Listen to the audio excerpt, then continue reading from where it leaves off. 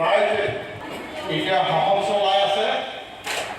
এই চৰকাৰ মোহাৰি ৰাইজক দমন নিপীড়ন শোষণ কৰি যিবিলাক টেক্স জিকিবই লাগিব। 35 টকা আপুনি খাজনা দিব পাৰিব গাঁৱৰ মানুহ। ব্যৱসায় ইমানখিনি টেক্স লোৱাৰ পিছতো এতিয়া কাউন্সিলত তাৰোপৰি সেইকাৰণে ৰাইজ মই দিগুৱা নকৰোঁ।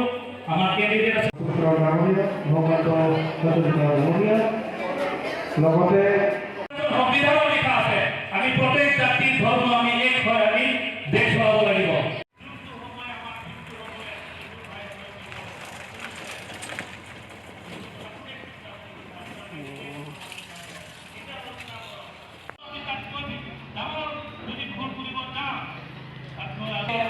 ৰ'বা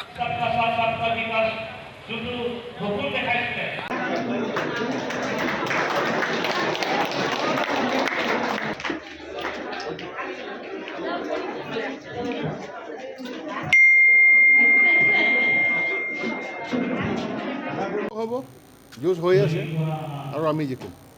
কংগ্ৰেছৰ জয় নিশ্চিত হৈছে, কিয়নো ৰাইজ বহুত অতিষ্ঠ হৈছে, বহুত কষ্ট পাইছে। বস্তু বাহানিৰ দামৰ পৰা আৰম্ভ কৰি যি মানে ভূমি কেলেংকাৰী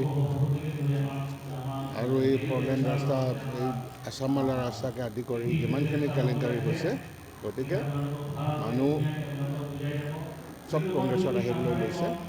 এতিয়া ভাষণ দিছে অলপ আগতো, বিভিন্ন দলৰ পৰা আহি মানে আমাৰ দলত যোগদান কৰিছে। আজিও বহুতে যোগদান কৰিলে, বিজেপিৰ পৰা আহি যোগদান কৰিছে। গতিকে কংগ্ৰেছৰ বিজয় নিশ্চিত।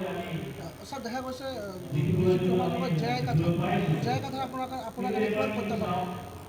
জয় কথাৰ কি প্ৰত্যাহ্বান জনাব, তাৰ নিজৰ চিম্বলেই হেৰুৱালে দেখোন। নিজৰ চিম্বলেই বচাই ৰাখিব পৰা নাই, কেনেকৈ জিকিব? আমি কিমান ভোটত জিকিম ক'ব নোৱাৰোঁ, কিন্তু 3 লাখৰ ওপৰত ভোট পাম।